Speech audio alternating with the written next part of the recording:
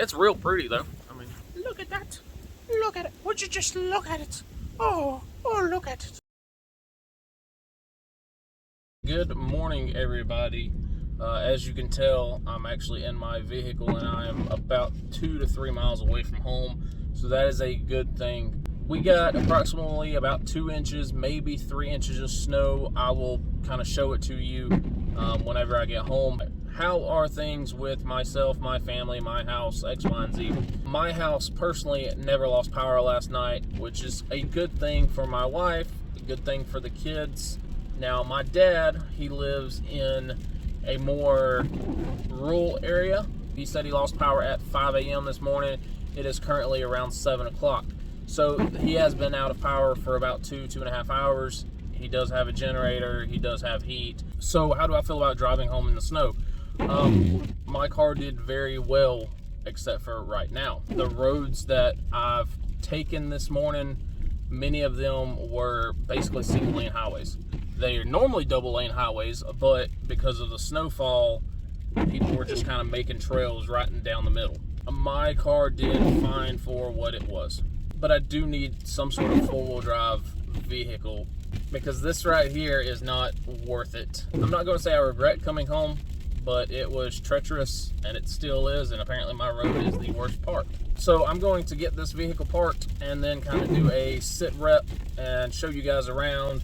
I mean, many of y'all have seen snow before, so it's no big deal, but it is a thing for us and kind of what we're preparing for.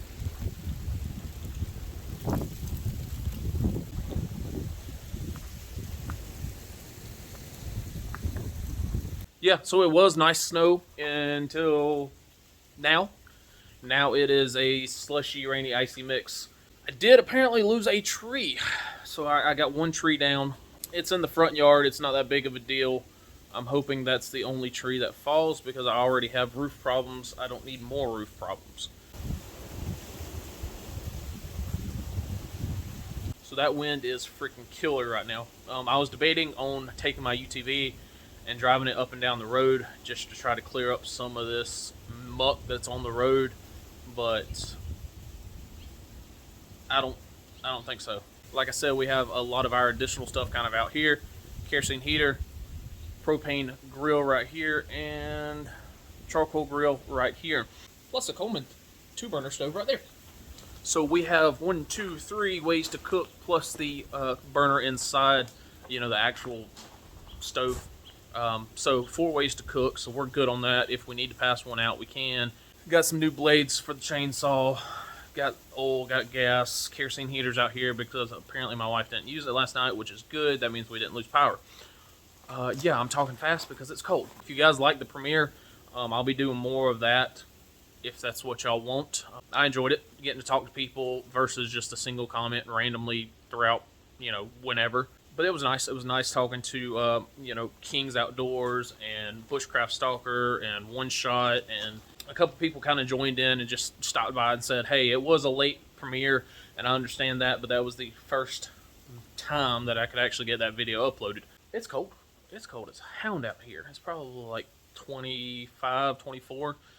So I'm going to make sure that we still have power inside, and I might venture up and down the roads later on that UTV, or maybe to see if this sleet kind of dies off and then go up and down the roads. Right now, damage is just the one tree as far as I can see that is in the front yard. Let me take a quick look. Oh, good gracious. That tree was already down. We lost a couple branches over there. Yeah, that's basically it for right now. It's real pretty though. I mean, look at that. Look at it. Would you just look at it? Oh, look at it. Okay, that's enough of that. That. Anywho's, yeah, like I said, I'm gonna step inside and hope you guys are enjoying these update videos. Like I said, we don't get snow very often, but when we do, it is a great learning lesson. It is a great training lesson. Unfortunately, now becomes the real problem, which is the slushy shit. So like I said, little zoomy zoom right here. She did fine. Normally it takes me about 20 minutes to get from work to home. It took me over an hour. So I think I'm gonna leave the house at like 2:30, 3 o'clock today, and Hopefully the roads are a little bit clearer. Hopefully this ice kind of dies off a little bit. And hopefully some rednecks have been out in their Jeeps and their Broncos and their Blazers and have cleared out the roads. We can always hope, right? If not, I don't know. I probably should have just stayed at work, but it's whatever. It's a learning process.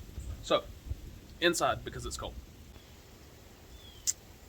So, I stand corrected. That'd be another tree down. And that tree is laying on like 4 or 5 other trees. Luckily it fell that way and not towards the house, so I'm grateful for that at least. So 2 trees. Firewood. Yay!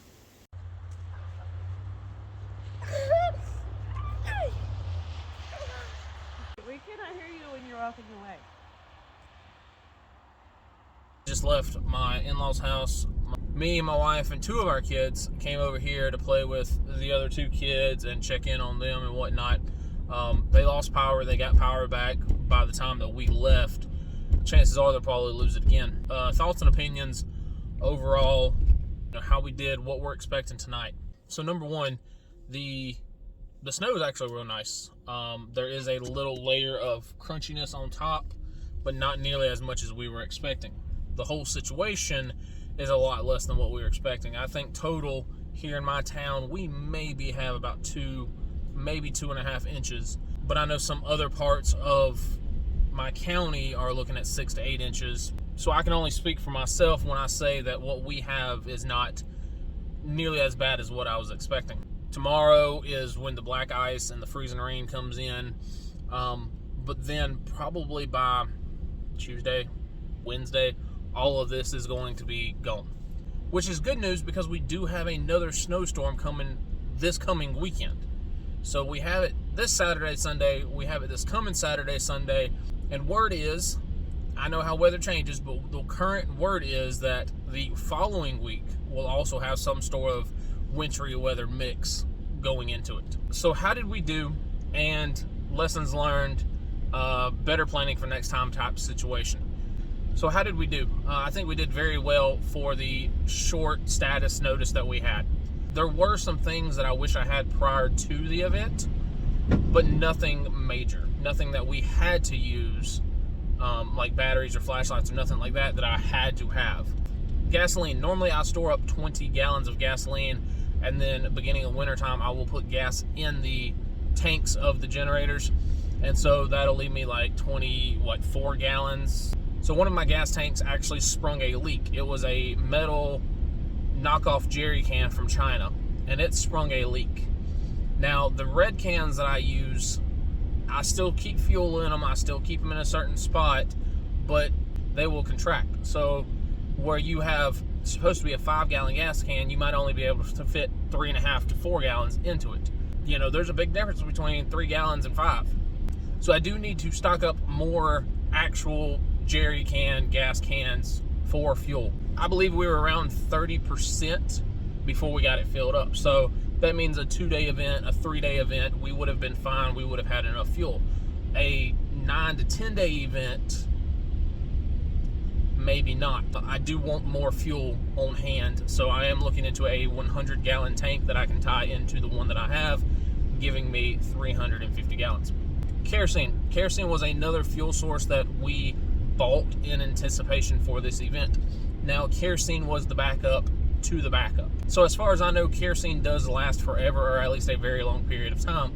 And I know that I used it like 6 to 8 months ago and never filled it back up and never topped it back off. Be more proactive when it comes to kerosene. Yeah, it is a backup to a backup, but when I need that backup, I need that backup.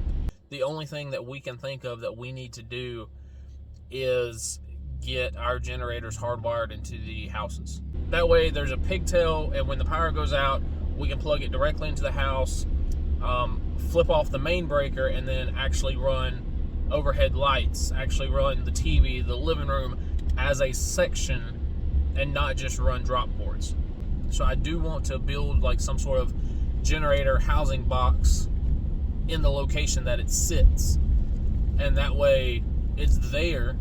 We're not having to move it, we're not having to pick it up, we're not having to finagle it around. It's there. All I have to do is plug it up into the pigtail and run it. Any other lessons learned?